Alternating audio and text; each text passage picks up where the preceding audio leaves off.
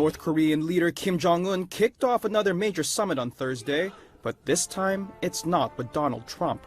Instead, Kim's rolled out the red carpet for President Xi Jinping, marking the first trip by a Chinese leader to Pyongyang in more than a decade. China's the only major ally of North Korea, and Xi's arrival comes as tensions flare once again between the US and North Korea over Trump's efforts to get Pyongyang to ditch its nuclear weapons. Reuters' Ben Blanchard has been covering the story from Beijing.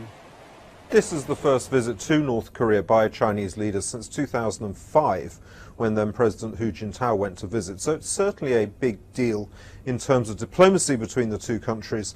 Now, North Korea's youthful leader Kim Jong-un has visited China about four times in the last year or so, and she basically had an outstanding invitation from him to pay a return trip. The timing is also extremely interesting. She basically could have gone really when he wanted, but he has chosen to go just a week before the G20 summit in Osaka in Japan, and also this will be where he and President Trump will hold their next meeting. So it's possible that China is trying to send a message to the United States ahead of this meeting, but it's going to be very interesting to see exactly what message she brings to Kim during this unusual visit.